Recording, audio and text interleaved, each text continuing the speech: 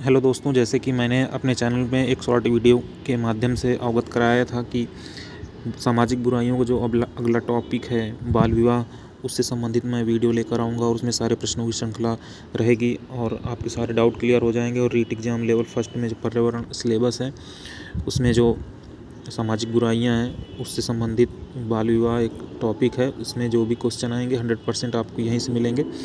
तो आइए शुरू करते हैं। सबसे पहले देखते हैं बाल विवाह किसे कहते हैं। तो केंद्र सरकार द्वारा लागू न्यूनतम आयु से कम आयु में विवाह करवाना बाल विवाह है। मतलब अगर केंद्र सरकार द्वारा एक आयु निर्धारित की गई है, उससे कम आयु में अगर अब शादी होती है, विवाह होता है, तो बाल विवाह कहलाया जाता है। ठीक है, ये आपको याद रखना है। उसके बाद फिर अगला पॉइंट है विवाह योग्य न्यूनतम आयु। तो विवाह योग्य जो केंद्र सरकार द्वारा न्यूनतम आयु मानी गई है वो है लड़का 21 वर्ष और लड़की 18 वर्ष। कम से कम ये न्यूनतम आयु मानी गई है केंद्र सरकार द्वारा। इसके पहले हम लोग कुछ पॉइंट हैं उस पर फोकस कर लेते हैं। राजस्थान में एग्ज़ाम देने जा रहे हैं तो राजस्थान के बारे में भी हमको जानकारी होनी चाहिए कि राजस्थान में बाल विवाह पर सर्वप्रथम रोक 1885 में जोधपुर रियासत में लगाई। ठीक है, ये आपको याद रखना। दूसरा पॉइंट है अनमेल विवाह, मतलब जिसका कोई मेल न खाता हो वो विवाह। और बाल विवाह निषेध अधिनियम, ये जो अलवर रियासत में बनाया। ठीक है, उसके बाद है अगला राजस्थान में सर्वाधिक बाल विवाह अक्षय तृतीया को होते हैं। सर्वाधिक बाल विवाह अक्षय तृतीया को होते हैं। ठीक है, ये आपको याद रखना है। अब आगे चलते हैं। भारत में प्रथम लिखित प्रमाणित, ये इम्पॉर्टेंट है, ये क्वेश्चन आया हुआ है कई बार एग्जाम में, इसको आपको याद रखना है कि प्रथम लिखित प्रमाणित बाल विवाह, ये इससे संबंधित क्वेश्चन आया हुआ था। तो ये आपको याद रखना है कि प्रथम लिखित प्रमाणित बाल विवाह जो है वो हर्षवर्धन के काल में दिखा। ठीक है, हर्षवर्धन काल में दिखा। हर्षवर्धन की जो छोटी बहन थी राजश्री, उसका विवाह हुआ था कन्नौज के शासक ग्रहवर्मा से। ये आपको याद रखना है। ठीक है, चलते हैं अगले पॉइंट की तरफ। बाल विवाह से संबंधित कई एक्ट हैं, जिनमें ये पहला एक्ट है एज ऑफ कंसेंट।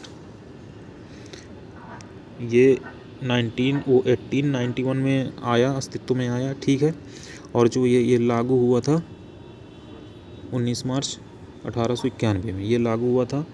इसके अंतर्गत बताया गया था कि लड़की शारीरिक संबंध न्यूनतम 12 वर्ष की आयु में ही बना सकती है। ठीक है, 12 वर्ष की आयु में ही बना सकती है। और इसमें ये जो है इस एक्ट का विरोध बाल गंगाधर द्वारा विरोध इसका किया गया था। ठीक है, उसके बाद आगे पॉइंट पे और चलते हैं। एक और एक्ट आया था शारदा एक्ट। पिछले वीडियो में मैंने शारदा एक्ट के बारे में थोड़ी जानकारी दिया था, यहाँ पे भी आप थोड़ी जानकारी ले लीजिए। शारदा एक्ट 1929 में आया और ये लागू हुआ था 1 अप्रैल 1930 में। आया था 1929 में, लागू हुआ 1 अप्रैल 1930 में। और ये इसको बनाने वाले जो थे हरविलास शारदा जी, जो अजमेर निवासी हैं। राजस्थान का पेपर है तो आपको याद रखना है कि शारदा एक्ट को बनाया था हरविलास शारदा ने। ठीक है, याद रखना है, अजमेर निवासी। इस एक्ट के अंतर्गत जो न्यूनतम आयु बताई गई थी लड़के की 18 वर्ष और लड़की की 14 वर्ष बताई गई। लेकिन ये एक्ट जो है 2006 में ख़त्म हो गया था। ठीक है, और नया कानून जो बनकर तैयार हुआ था उसका नाम था बाल विवाह निषेध अधिनियम 2006। याद रखना है, बाल विवाह निषेध अधिनियम 2006 ये बनकर तैयार हुआ था, ये आपको याद रखना है। और ये जो नया कानून बना था ये 1976 में 42वां संशोधन हुआ था, तब ये कानून बना था और ये लागू हुआ था 1 नवंबर 2007 में। उस समय जम्मू कश्मीर में लागू नहीं हुआ था, लेकिन फ़िलहाल 31 अक्टूबर 2019 को जम्मू कश्मीर में भी ये लागू हो चुका है, बाल विवाह से संबंधित ये एक्ट। ठीक है, नया कानून जो था। ओके, एक सेकेंड। हाँ, इस कानून के अंतर्गत जो न्यूनतम आयु बताई गई विवाह की वो लड़का की 21 वर्ष और लड़की की 18 वर्ष बताई गई। ये याद रखना है आपको। बाल विवाह के क्या कारण हो सकते हैं कि जो बाल विवाह इतना देखने को मिलते हैं। सबसे पहला कारण शिक्षा में अभाव। अगर परिवार हमारा शिक्षित नहीं है तो उसमें भी बाल विवाह के कारण देखने को मिलते हैं। रूढ़िवादिता का होना, मतलब एक तरह से अज्ञान होना, उसके बारे में कोई जानकारी नहीं होना, जानकारी का अभाव होना होता है। निम्न आर्थिक स्थिति का होना, मतलब आर्थिक स्थिति खराब रहती है तब बाल विवाह देखने को मिलता है। बेटियों की शादी को बोझ समझा जाता है, मतलब परिवार द्वारा बेटियों की शादी जो है उनको बोझ समझा जाता है, इसलिए ये बाल विवाह के कारण हो सकते हैं। बाल विवाह के दुष्परिणाम, पहला तो शिक्षा से वंचित। अगर बाल विवाह हो जाएगा तो वो परिवार जो है शिक्षा से वंचित माना जाएगा, क्योंकि वो शिक्षित नहीं रहेगा, एजुकेटेड नहीं रहेगा, तो शिक्षा से वंचित माना जाएगा। उत्पन्न संतान सामान्यतः अस्वस्थ रहेगी, मतलब अगर आप एजुकेटेड नहीं रहेंगे, शिक्षित नहीं रहेंगे, तो जो आपसे उत्पन्न संतान होगी सामान्यतः अस्वस्थ रहेगी। अगला जो है सर्वश्रेष्ठ परिवार का निर्माण नहीं किया जा सकता, मतलब एक अच्छा परिवार जो होता है उसका निर्माण आप नहीं कर सकते हैं अगर आप बाल विवाह कर रहे हैं। अगला है शारीरिक मानसिक विकास नहीं होना, शारीरिक मानसिक विकास भी नहीं होगा अगर बाल विवाह हो जाएगा तो। अगला पॉइंट है, यदि कोई पक्षकार बाल विवाह अपराध में लिप्त पाया जाता है, मतलब अगर कोई परिवार है, कोई पक्ष है परिवार का, विवाह का कोई पक्ष है, अगर वो बाल विवाह में लिप्त पाया जाता है तो दोषी परिवार को 2 वर्ष की सज़ा या 1 लाख रुपए आर्थिक जुर्माना का प्रावधान है। मतलब अगर आप बाल विवाह आप करवाते हैं, कोई पक्ष जो है वो अगर दोषी पाया जाता है तो 2 वर्ष की सज़ा और 1 लाख का आर्थिक जुर्माना का प्रावधान है, ठीक है, उसको भरना पड़ेगा। बाल विवाह से संबंधित यूनिसेफ की रिपोर्ट है, ये आपको याद रखना है, ये बहुत इंपॉर्टेंट है, इससे क्वेश्चन आए हुए हैं, मॉक टेस्ट लगाएंगे उसमें भी मिल जाएगा। सर्वाधिक बाल विवाह वो बिहार में देखने को मिलता है और न्यूनतम जो है हिमाचल प्रदेश में, ये आपको याद रखना है। सर्वाधिक बाल विवाह बिहार, न्यूनतम बाल विवाह हिमाचल प्रदेश, याद रखना है। एक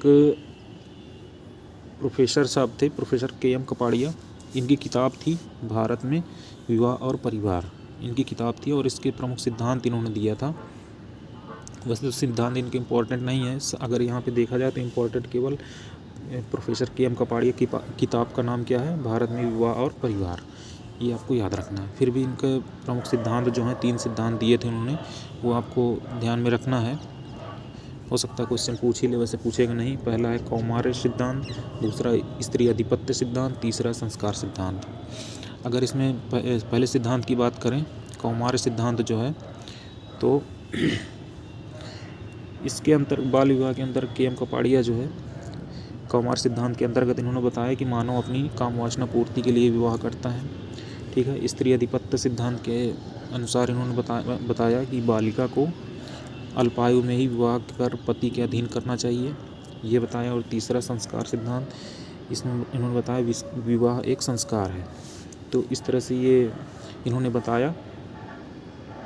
तो आपको बेसिकली ये याद नहीं रखना है, आपको इम्पोर्टेंट याद रखना है कि इनकी किताब कौन सी है, और यहाँ से ये सिद्धांत इनके नहीं पूछे जाएंगे। किताब ज़रूर पूछी जा सकती है, अगर पूछी जाएगी तो, नहीं तो यहाँ से सवाल ही नहीं बनेगा, ठीक है। तो ये आपको याद रखना है। इस तरह से आज का ये वीडियो ख़त्म हुआ। बाल विवाह से संबंधित मैंने सारे टॉपिक आपके क्लियर कर दिए हैं। अगर किसी प्रकार कोई डाउट है, कोई प्रश्न है आपके, तो कमेंट बॉक्स में कर सकते हैं।